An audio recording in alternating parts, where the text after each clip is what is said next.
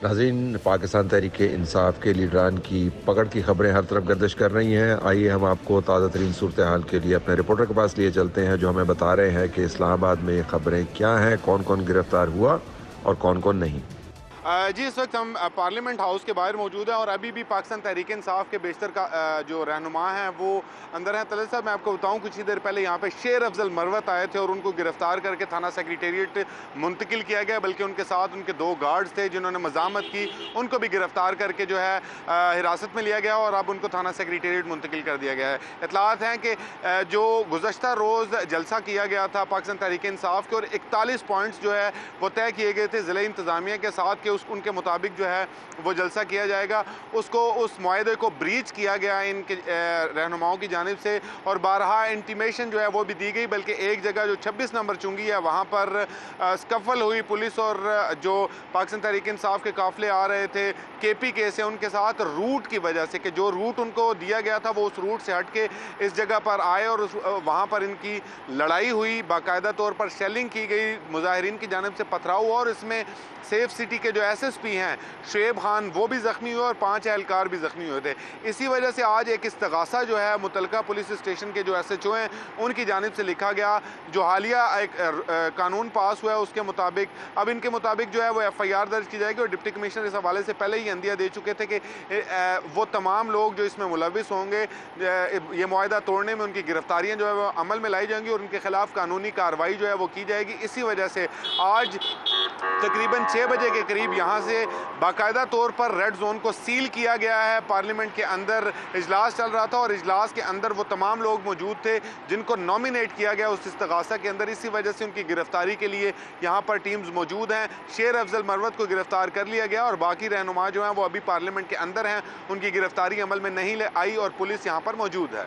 नाज़रीन, कल पाकिस्तान तहरीक इंसाफ का जलसा कई मरतबा मनसूखी के बाद हो गया। अलीमीन गंडापुर ने इस जलसे को डोमिनेट किया। उन्होंने ज़ुबानी हमलों की एक नई तारीख़ रकम की और अपनी रवायत के मुताबिक काफ़ी सारी हदें भी फलांगी। इदारों को भी उन्होंने अपने ज़ुबान के ज़रिए निशाना बनाया। वफाकी हुकूमत, पुलिस, सहाफ़ी, सब के बारे में उन्होंने बातें की। कुछ बातें ऐसी हैं जो हम चला नहीं सकते दोबारा, कुछ ऐसी हैं जो चला सकते हैं। जो चला सकते हैं वो सुनिए।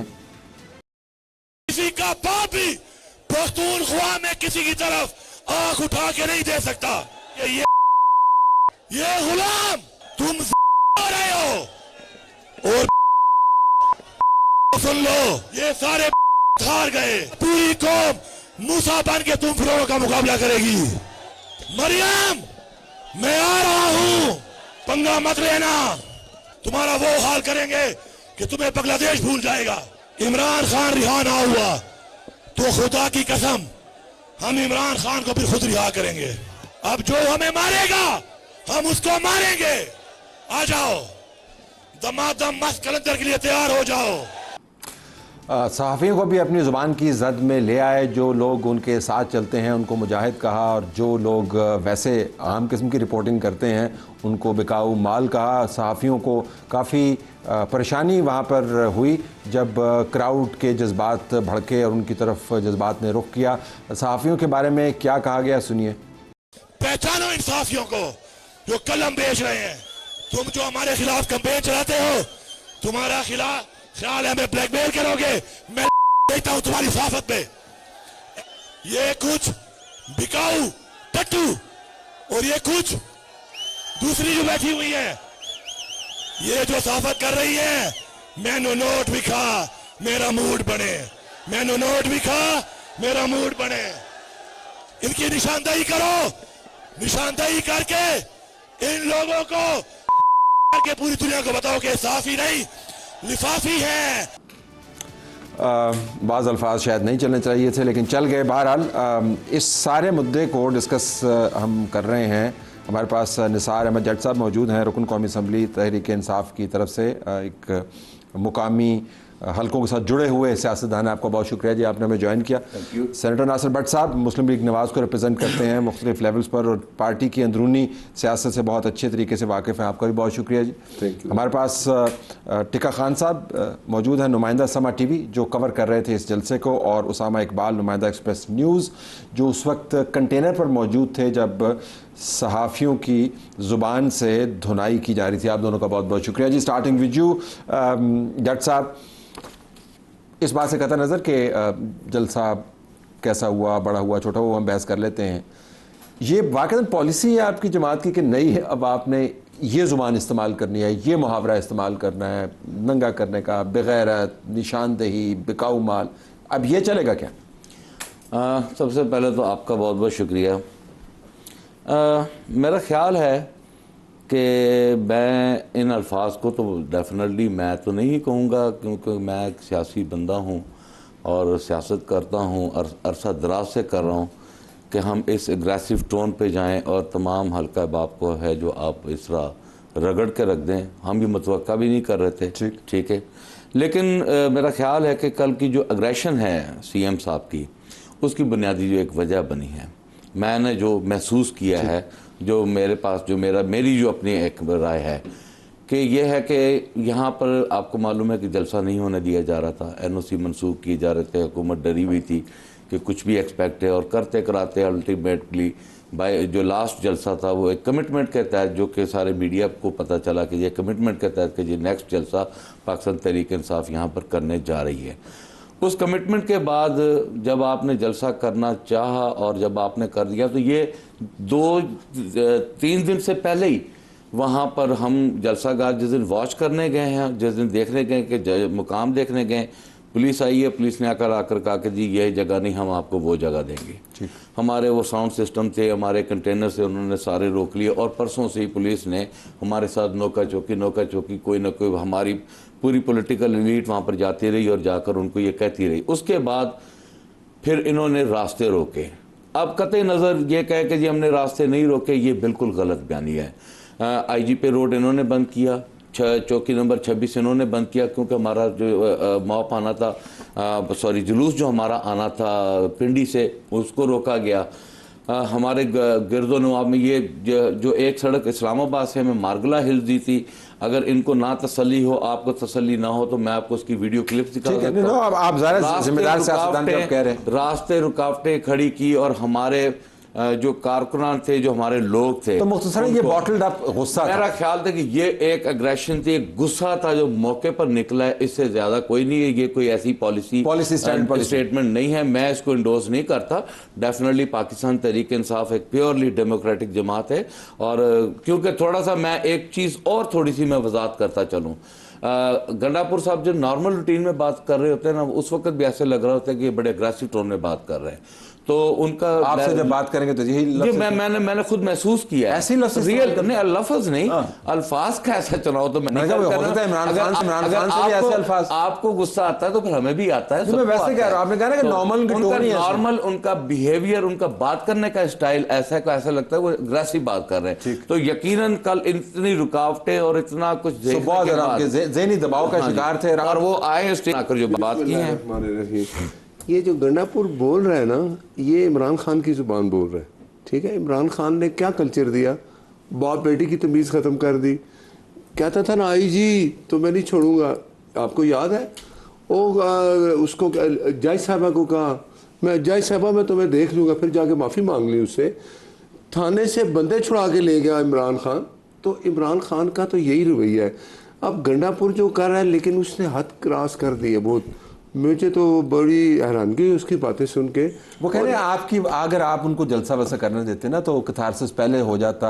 एक पॉलिटिकल पार्टी है, जलसा करना चाह रही है, तो आपने भी बॉटल अप करवाया, वो ये कह रहे हैं। देखिए, मैं एक बात बताऊं, पिछला जलसा उन्होंने कैंसिल किया। जलसा ये कर रहे थे ना, 2 दिन से तैयारी कर रहे हैं, स्टेज बना रहे हैं। पिछले जलसे में आपने कुछ देखा ये स्टेज बना रहे हैं? कुछ चीज़ देखी आप ये कर रहे हैं? इन्होंने जलसा करना ही नहीं था। ठीक है, कल किया ना जलसा, देखे ना, तो कल इन्होंने जलसा किया। आप देखें जलसा की क्या हालत है। ये इस तरह जलसा होता है। वो इमरान लाखों बंदे लेके आता था, उसको आप रोके ना लाहौर से, उसने कहा मैं नहीं रुकता, मैं आ रहा हूँ।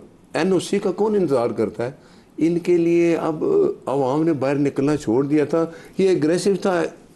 गंडापुर को चाहिए कि थोड़ा अपने आप में तमीज़ लाए। वो वज़ीर आला है, और उसकी ये जो बातें हैं, एक औरत को तुम ललकार रहे हो, और जो दहशत गर्द है उनसे तुम डरते हो, घर से नहीं निकलते हो, तुम्हें तो शर्म आनी चाहिए ऐसी बातें करते हुए।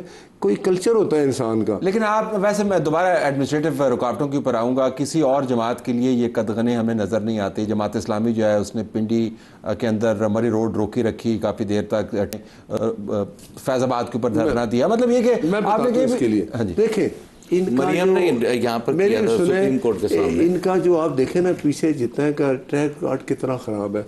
9 मई इन्होंने किया, ये जब आए इन्होंने पीटीवी पे कब्जा किया, ये जब इस्लामाबाद घुस गए 3-4 महीने बैठे रहे, कपड़े सलवारें वहीं साफ़ करके धो के वहीं लटकाते रहे।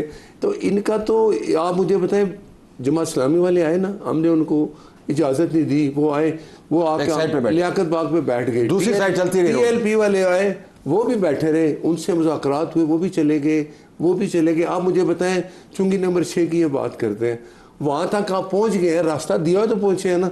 अब वहाँ एक रास्ता है जलसागाह की जाने की तरफ, बाकी रास्ते बंद है। उन्होंने कहा हमने इधर से ही जाना है। तो आप ये कह रहे हैं कि इसका ताल्लुक जो है वो बंदिशों से नहीं है। पत्थर वो उठा के लाए साथ। अच्छा, let me bring in the journalist here. ज़रा हम टिका आपसे बात का आगाज़ करते हैं। पहले तो ये बताएं कि ये सारी आप जलसे कवर करते हैं, सारा मीडिया वहाँ पे मौजूद होता है, ये हैरान कुन किस्म की फायरिंग थी। पहले तो ज़रा लेट आए ना गंडापुर साहब, फिर जब वो लेट आए तो उसके बाद जिस किस्म की उन्होंने ज़बानी कारनामे दिखाए वो आपके लिए हैरान कुन थे। उसका असर फिर हम बाद में डिस्कस करते हैं।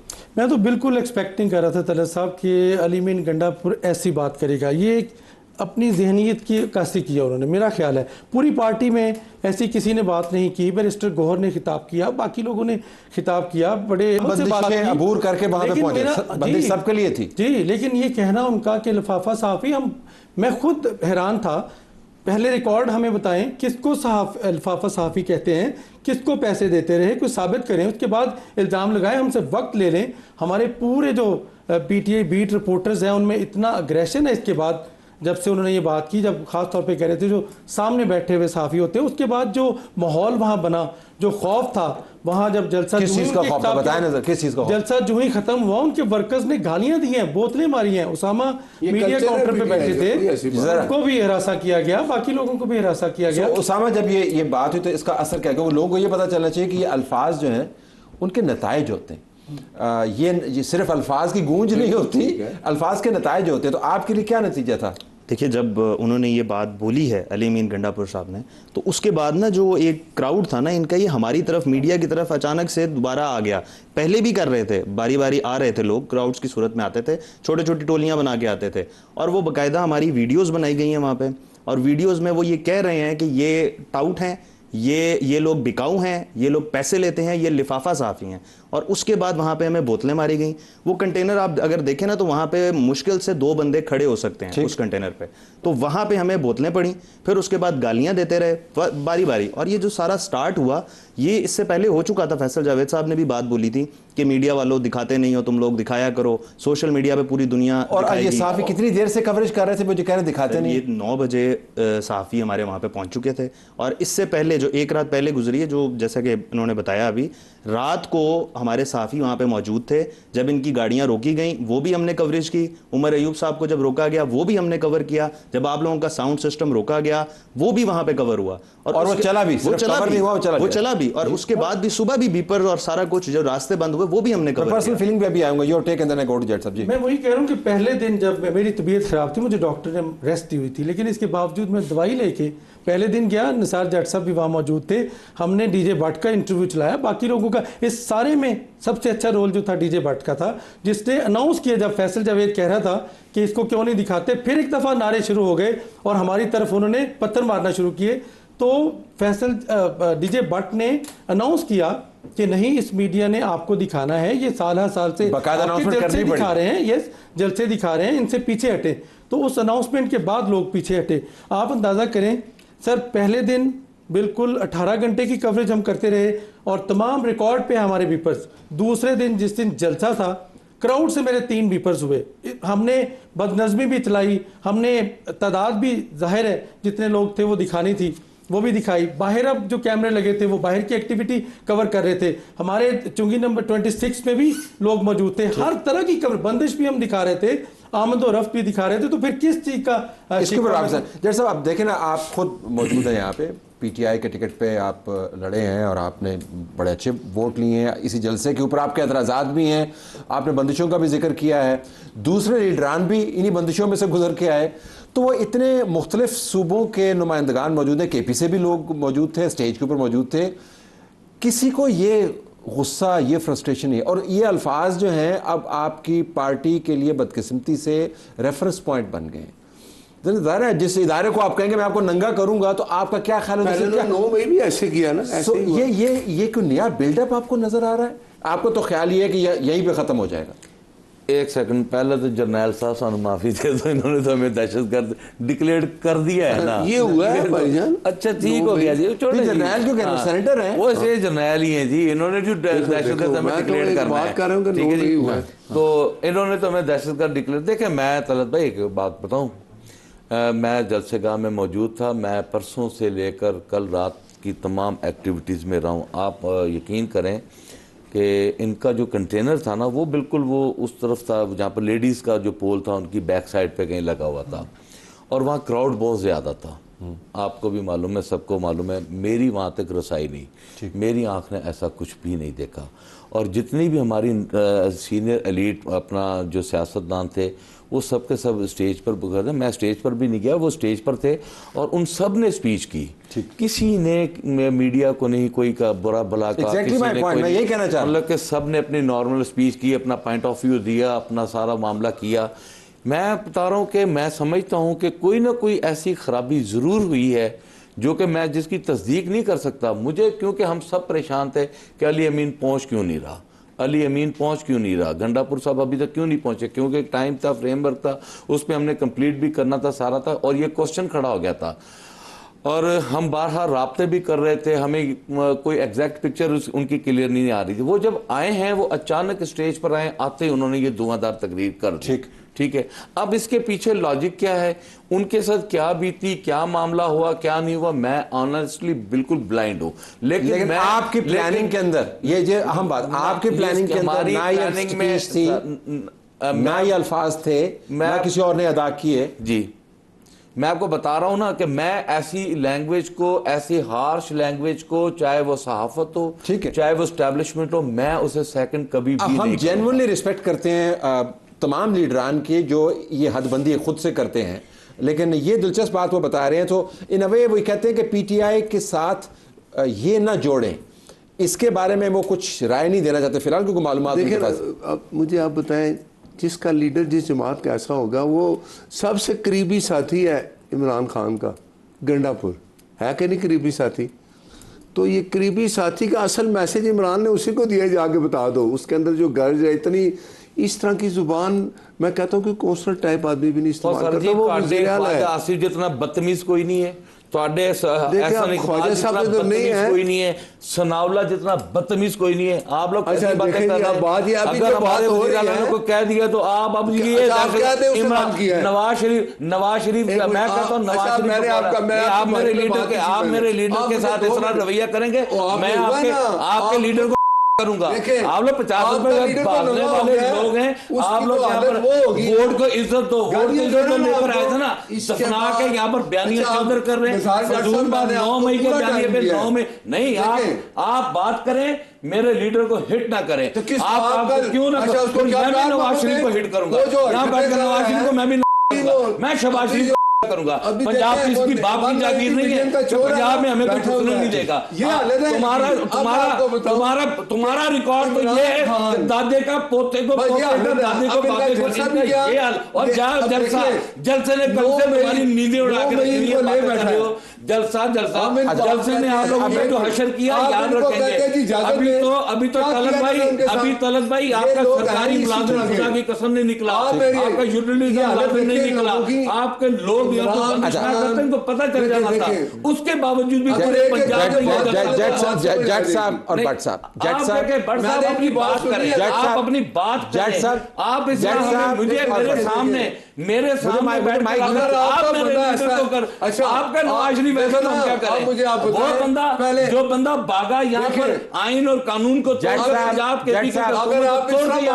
आपको कैसे करने भी इमरान खान है ना दहशतगर्द, 9 मई का मुजरिम भगोड़ा है कि नहीं है? देखिए आया कि वोट के युद्ध का नारा ये हालत आप लोगों की हालत इनकी बंद की। मैं पुरसुकून तरीके से बात कर रहा हूं तालिब साहब, आपका अभी तो मैं आपका एहतराम करता हूं, ठीक है, लेकिन ये कोई तरीका नहीं है। जब मलिक के साथ मुझे आपको जानता हूं, हम आपको बहुत अच्छी तरीके से जानते हैं, लेकिन लोग यहाँ पर पहुंचे, यहाँ पर सुनना तो पड़ेगा आपको।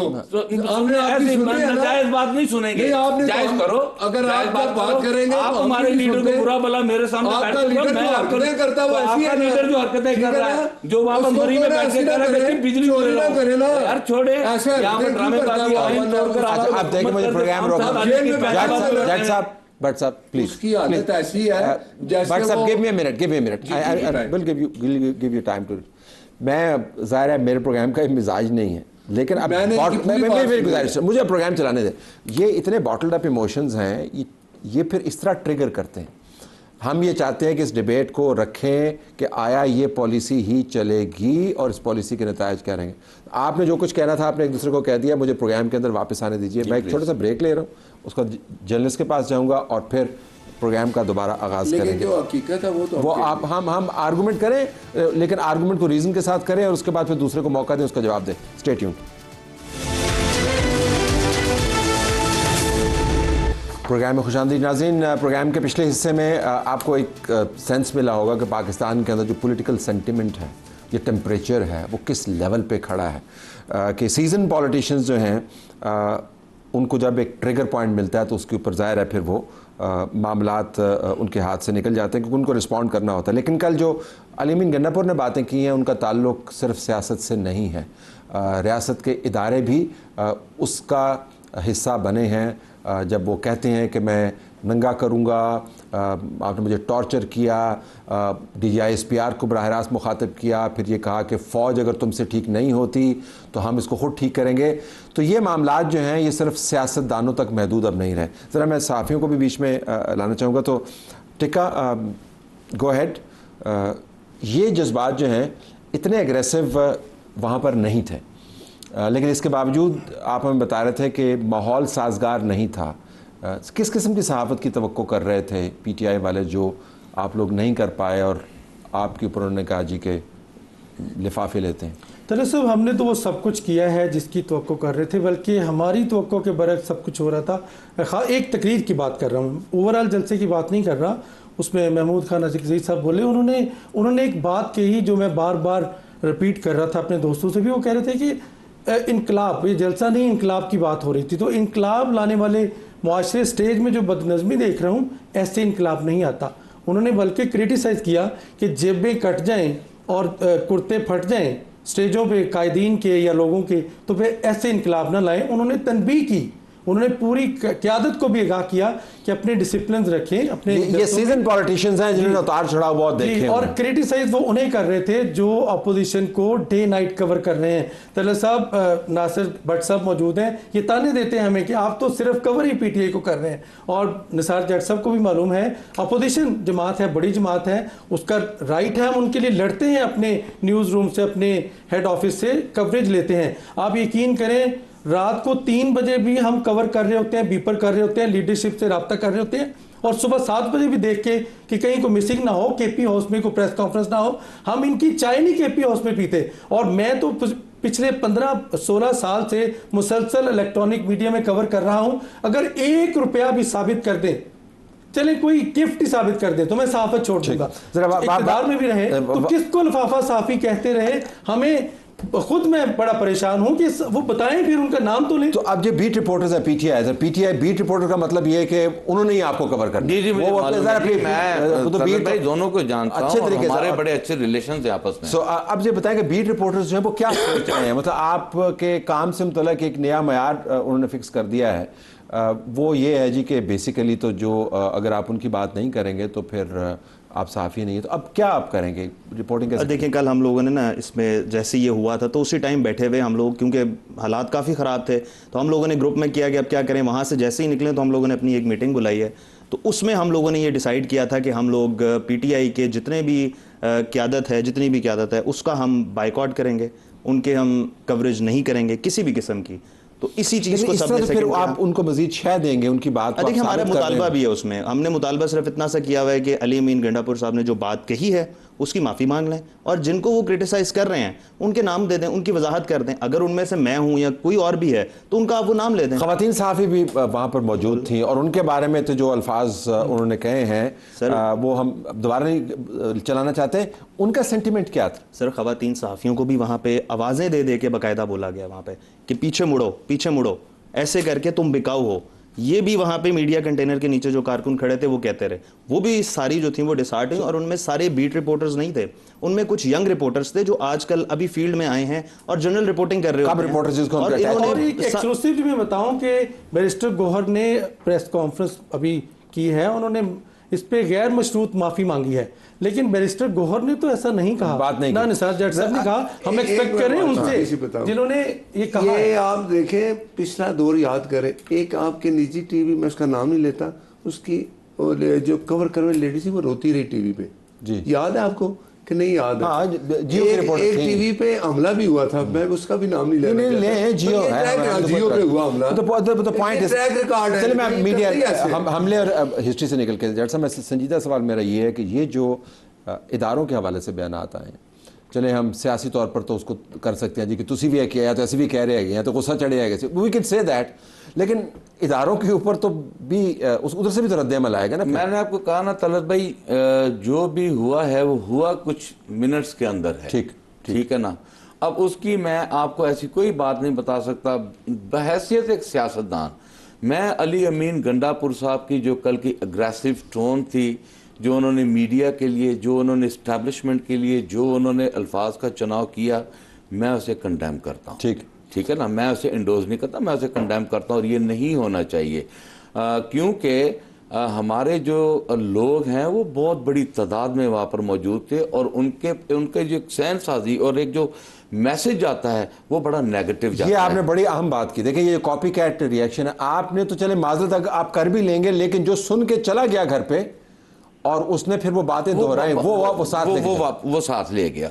लिहाजा जलसा करने का मकसद होता है कि आपने अपना मैसेज डिलीवर करना होता है, उसका रीज़न, उसका कॉज देना होता है, और आपने उस पैरामीटर्स में रहकर आपने पूरे पाकिस्तान की जो आपकी जो तमाम इदारों को सामने रखते और एक मुस्बत आपने पैगाम देना होता है। से तमाम आपकी जो काविश थी हाईजैक हो गई है उस स्पीच के बाद हम रात से टीवी प्रोग्राम्स भी देख रहे हैं, हमारे भी अपना जो है वो सारे दोस्त अहबाब हैं वो हमसे रब्ता भी कर रहे हैं और हम इस पर पार्लिमानी मीटिंग भी बुला रहे हैं। अब मैं अगर इनसे पहले ये बात कहूँ कि जी मैं ऐसा करूँगा, हमने पार्लिमानी मीटिंग, आज हमारी पार्लिमानी मीटिंग है, इस वजह से वहाँ पर ये इस बात को जो है आज साहब ने डिस्कस करना है कि जी ठीक है, आपने अगर ये बातें की हैं तो वो क्यों की हैं, पहले तो उसकी वजाहत करें, और अगर आप वजाहत क्लियर नहीं कर सकते तो फिर आप इसका कोई ना कोई हल करना वापस आएगा। अब जलसे तो होंगे, अब अगला जलसा आप लाहौर में करना चाहते हैं? कराची में इंशाल्लाह, पहले हमारा इरादा है, फिर हम लाहौर।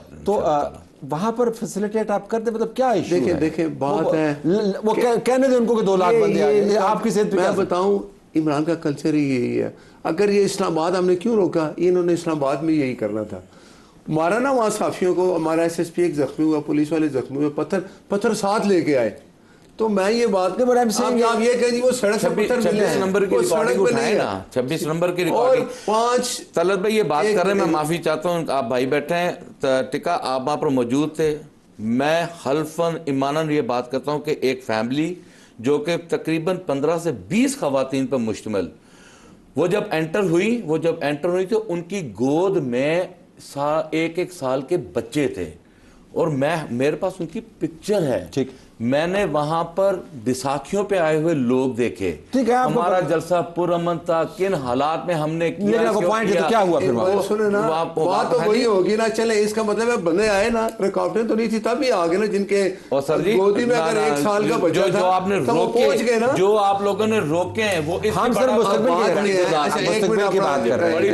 बात ये है कि जो हम कहते हैं ना वो प्रूफ हो गया है कि पीटीआई का कल्चर, उनका ट्रैक रिकॉर्ड, उनका माजी। अगली मर्तबा हम आपसे गुजारिश कर रहे हैं कि रुकावटें ना, इनको करने नहीं, हमने जगह दी है, वहां जाके करें। हमने भी साबित कर दिया, आप मुझे बताएं, हमने भी साबित कर दिया। जैसे ये कहते हैं ना, ये जैसे कहते हैं पीटीआई का कल्चर, हम कहते हैं कि नून लीग का ऐसा घटिया कल्चर के खौफ के मारे से पूरी ताकत का गलत इस्तेमाल करना, पूरी गलत इस्तेमाल करना, इनका ये पेशा और भाई ये बेचारे नहीं है, ये चंगे भले बंदे बैठे हैं, वो ताड़ को ला के नहीं खाते, वो ताड़ को ला के नहीं खा। हमारे भाई हैं,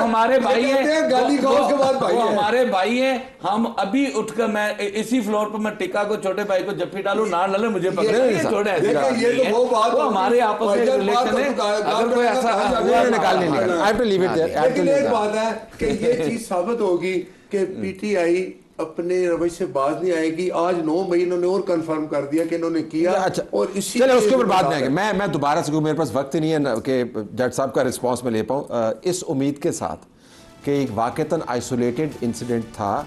ये ज़ुबान जो है पीटीआई का कल्चर रिप्रेजेंट नहीं करती, जैसा जज साहब कह रहे हैं, लेकिन ये मैं आपको बताऊं कि अल्फाज तीर की तरह होते हैं। जब कमान से निकल जाता है तो कहीं ना कहीं जाके गिरता ज़रूर है। जो रद्द-ए-अमल आएगा वो भी पीटीआई के लिए शायद परेशान कुन हो। सहाफ़ियों के भी अपने मसाइल मौजूद हैं। Let's see how PTI responds to this. हमारी तरफ से इस हिस्से में यही कुछ। प्रोग्राम के अगले हिस्से में हम बात कर रहे होंगे लोगों के दूसरे मसाइल के ऊपर, जिसके अंदर बिजली और बिज़नेस कम्युनिटी के इंटरेस्ट रेट के हवाले से कंसर्न है।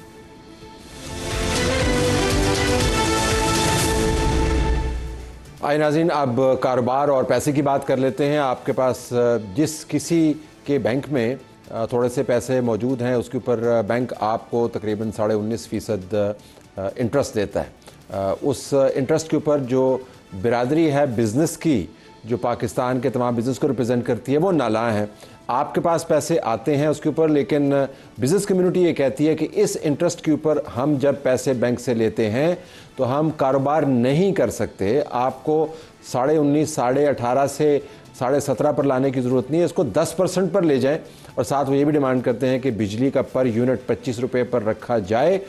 इसके अलावा अगर आपने बिजली का यूनिट बढ़ाया तो फिर हमारा कारोबार जो है तबाह हो जाएगा और बिजनेसेस ख़राब हो जाएंगे। साथ वो ये भी कहते हैं, और इस हद तक मैं इनसे इत्तेफाक करता हूँ, कि जो सरकारी पावर प्लांट्स हैं उनको आप कैपेसिटी चार्जेस किस खाते में दे रहे हैं, उसका फ्रेंजिक क्यों नहीं करा रहे। अगरचे वज़ीर तवानाई ने यह कहा है कि वो इसके ऊपर काम कर रहे हैं, और सून इनफ हम फ्रेंजिक्स के बाद ये जान पाएंगे कि कहाँ पर ये कैपेसिटी चार्जेस हमने कम करने हैं। याद रखें, कैपेसिटी चार्जेस अलावा दूसरे चार्जेस के आपके बिल में रिफ्लेक्ट करते हैं। बहरहाल पहले ज़रा इंटरेस्ट रेट की बात कर लेते हैं। आतिफ इकराम शेख साहब जो सदर हैं federation of Pakistan chamber of commerce and industry, हमारे साथ मौजूद है। आतिफ साहब, बहुत शुक्रिया आपने में ज्वाइन किया। हमारे बहुत सारे व्यूअर्स जो हैं लोअर मिडिल क्लास, उन्होंने अपने बैंकों के अंदर पैसे रखे हुए हैं, उसके ऊपर उनको कुछ रकम आ जाती है 18.5 के ऊपर, कोई टैक्स भी कटता है। आप कहते 10% पे ले आए, ये क्यों कह रहे हैं आप? थैंक यू जी, आपने एक अपॉर्चुनिटी दी कि मैं लोगों को थोड़ा एक्सप्लेन कर सकूं। हमारा सर बिजनेस बिल्कुल, मैं ख़ुद भी इंडस्ट्रियलिस्ट हूँ। हमारे जो मैं फेडरेशन है वो उसका हमारे 150 चैम्बर्स उसमें हमारे साथ हैं, 75 ट्रेड एसोसिएशन है, 25 हमारे साथ वुमेन चैम्बर हैं। ये सारे हम एपेक्स बॉडी हैं और फेडरेशन सब ये सारे मेंबर्स हैं हमारे जितनी भी इंडस्ट्री है वो बहुत ट्रबल में है। हम ये 19.5% रेट है बैंक रेट, इसके ऊपर बैंक का स्प्रेड डाल दें तो ये 23-23.5% बन जाता है। जो हम कोई भी बिजनेस से इतनी इनकम नहीं है कि 23.5% पहले बैंक को दे फिर कुछ अपने लिए कमाए। तो अभी अल्टीमेटली 50% हमारी इंडस्ट्रीज बंद हो चुकी हैं because of this and because of energy. हम ये चाहते हैं कि हमारी आवाम, अब जैसे आपने कहा कि लोग बैंकों में पैसे रख रहे हैं, तो लोग बैंकों में पैसे रख रहे हैं ना, किसी किस्म का कोई ना उनको मसला होगा ना कोई प्रॉब्लम है, सारी आवाम को ये सूदखोर बना रहे हैं। तो ये हम नहीं चाहते कि ये इस तरह का काम किया जाए। तो आप ये कह रहे हैं सूद जो है वो 19 पे जो है वो शरन नाकाबिले कबूल है, 10 पे काबिले कबूल है, तो सूद तो फिर नाकाबिले कबूल हर फीसदियत पे होना चाहिए ना? नहीं सर, पहले ये अगर कोई ये 10% 10.5% होगा ना, तो बिजनेस में आप इससे ज्यादा अर्न कर लेते हैं, तो लोग प्रेफर करेंगे कोई ना कोई ट्रेड करने में, कोई बिजनेस करने में, ना कि ये फिक्स्ड डिपॉजिट पे। इसलिए ये फिक्स्ड डिपॉजिट वाला आंसर खत्म हो जाएगा। बाकी ये है कि लाइक अगर जैसे ये कहते थे इन्फ्लेशन हमारी अल्हम्दुलिल्लाह 9.5% पे आ गई है, और इन्फ्लेशन से लिंक है मॉनेटरी पॉलिसी, इंटरेस्ट रेट, और वो 1% ज्यादा होना चाहिए, 10.5 हो जाना चाहिए, 11 हो जाना चाहिए। ये लाइक ये 23% तो किसी सूरत पॉसिबल नहीं है। इसीलिए इंडस्ट्री बंद हो रही है, कारोबार, बेरोजगारी हो रही है, लॉ एंड ऑर्डर डिस्टर्ब हो रहा है।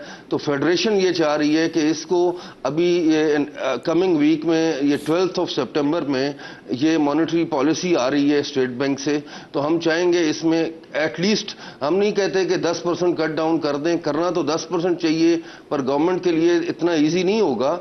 इसको अभी एकदम 15 पे ले आएं और फिर ग्रेजुअली इसको 10 पे लेके जाएं, 10 10.5 पे।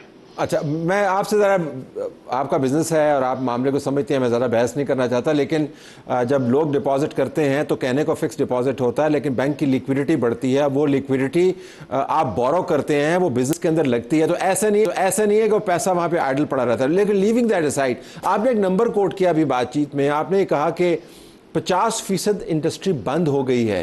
इट्स अ टॉल क्लेम, मतलब आप किस एम्पिरिकली कैसे इस्टेब्लिश करेंगे कि वाकईतन 50% इंडस्ट्री बंद हुई है, नंबर 1, और नंबर 2, अगर बंद हुई है तो किस किस्म की इंडस्ट्री बंद हो रही है? सारी आपकी टेक्सटाइल इंडस्ट्री सारी बंद है, एक्सपोर्ट आप कर नहीं सकते because of per unit electricity cost, जो आप कहीं भी compete नहीं कर पा रहे। आपके रीजनल जो कंट्रीज हैं उनका इंटरेस्ट रेट, उनकी बिजली बहुत सस्ती है, जबकि आपके ईज ऑफ डूइंग है ही नहीं है। कॉस्ट ऑफ बिजनेस इतना ज्यादा है कि आपकी इंडस्ट्री, स्टील इंडस्ट्री आपकी पूरी बंद है, टेक्सटाइल इंडस्ट्री बंद है, और मुख्तलिफ हर किस्म के सेक्टर की इंडस्ट्रीज 50% कैपेसिटी पे चल रही है। अगर यही एनर्जी क्राइसिस और यही इंटरेस्ट रेट रहे तो ये भी, और जो 50% चल रही है, ये भी बंद हो जाएगी। तो अच्छा, आप ये फरमा रहे हैं कि 50% कैपेसिटी उनकी कम होगी। आप क्योंकि बात से ये लग रहा था कि जैसे 50% पाकिस्तान में चलने वाली फैक्ट्रियां जो हैं वो 100% बंद हो गई हैं, लेकिन आप कह रहे हैं कि उनकी कैपेसिटी जो है वो 50% पे चली गई, विच इज़ अंडरस्टैंडेबल। ज़रा इसके ऊपर वापस आएंगे। बिजली का मामला जो है, बहुत देर से आपके बिजनेस कम्युनिटी के नुमाइंदगान जो है इसको रिप्रेजेंट कर रहे हैं। वज़ीर तवानाई हमें बताते हैं कि वो IPP से नेगोशिएशंस में हैं। ये जो आपने पर यूनिट 25 रुपये का फार्मूला निकाला हुआ है, इसकी मंतक समझा दें, 25 क्यों, 26 क्यों नहीं, 24 क्यों नहीं? मैं इसका ब्रेकअप आपको दे सकता हूं सर जी। इसका चार्जेस जो हम इनसे ले रहे हैं IPP से, अगर हम इसको कैलकुलेट करें ना, 9.5 रुपए कैपेसिटी चार्जेस बनते हैं, 9.5 रुपीज। ठीक है। एवरेज फ्यूल प्राइस अगर ऐड करें तो वो भी 9 रुपए बनती है। ठीक। ये 18.5% बन गया। ठीक है। डिस्ट्रीब्यूशन चार्जेस हैं 2.5 रुपए। ठीक है। और डिस्कोस के चार्जेस हैं 4.5 रुपए। अगर इसको आप ऐड करें ना तो ये 25 रुपए पर यूनिट बनते हैं, 20 बनते हैं ना 24 बनते हैं। इसलिए हम ये कह रहे हैं कि जो बनते हैं फिर वो हमसे चार्ज करें, जिससे हम चल सके, हम इकोनॉमी चल सके, बिजनेस इंडस्ट्रीज चल सके। तो अब बिल्कुल आखिर में ये बताइएगा कि अगर ये दोनों काम, यानी इंटरेस्ट रेट नीचे ना आए और बिजली का पर यूनिट कॉस्ट आपको वो ना मिला, तो ये जो जितने हमारे टारगेट्स रखे हुए हैं कि हम एक्सपोर्ट्स के अंदर इतना इजाफा करेंगे, हम पाकिस्तान के अंदर इतनी जॉब क्रिएशन करेंगे, ज़रा हुकूमत ने कमिट किया हुआ है, बजटरी टारगेट्स भी हैं और पॉलिटिकल टारगेट्स भी हैं। आपके ख्याल में ये दीवाने का ख्वाब रहेगा या किसी ना किसी तरीके से ये अपने टारगेट्स को पहुंच पाएंगे? ये बिल्कुल ख्वाब रहेगा सर, ये किसी तरह नहीं पहुंच सकते। फेडरेशन बिल्कुल अपोज करेगी, और अगर यही हालात रहे तो गवर्नमेंट से हम बातचीत कर रहे हैं। वैसे एक टास्क फोर्स बनी हुई है सर इस पे, जिस पे SIFC, फेडरल मिनिस्टर और लाइक फेडरेशन काम कर रही है, और वो दिन रात काम कर रही है। मुझे उम्मीद है कि इस पे बहुत जल्द हमें रिजल्ट मिलेगा। और जल्द से वैसे आपको थोड़ा सा बताता चलूं, थोड़ा जी गो अहेड, बताइए कि फेडरेशन एफपीसीसीआई इस मामले के लिए ये कॉन्ट्रैक्ट्स आईपीपीस को रिविजिट करने के लिए, इनके फोरेंसिक ऑडिट के लिए कोर्ट में भी गई हुई है, सुप्रीम कोर्ट ऑफ पाकिस्तान। जी बिल्कुल, वो हमारी नज़र में, और आपने शायद ये भी ऑफ़र किया हुआ है कि ये जो फोरेंसिक्स के पैसे हैं आप ख़ुद भी दे सकते हैं। ज़रा बिल्कुल आखिर में क्विकली ये बताइएगा कि आप बहुत अरसे से ये डिमांड कर रहे हैं। मैं जब भी आपके नुमाइंदगान से बात करता हूँ तो मुझे यही दो बातें सुनाई देती हैं, ब्रेक थ्रू क्यों नहीं हो पा रहा, कहाँ पर बात लटकी हुई है? बस सर, काफ़ी टाइम से, अभी जब से हम फॉलो अप फेडरेशन कर रही है, हमारी रेलिवेंट मिनिस्ट्रीज में बातचीत हो रही है, और उम्मीद करते हैं कि अभी जो टास्क फोर्स SIFC और बाकी रेलिवेंट मिनिस्ट्रीज, मिनिस्टर वो जो काम कर रहे हैं विद फेडरेशन, मेरा ख्याल है आप कमिंग वीक्स में आप देखेंगे कि इसके रिजल्ट्स इंशाल्लाह पॉजिटिव आपको नजर आएंगे। आपका बहुत शुक्रिया आतिफ इकराम शेख साहब, आपने हमें ज्वाइन किया। नाज़रीन, आप सुन रहे थे कि बिज़नेस कम्युनिटी के क्या मामलात हैं और पाकिस्तान में मुआशी इशूज़ क्या हैं। हमारी तरफ से यही कुछ इजाज़त चाहते हैं। अल्लाह हाफ़िज़।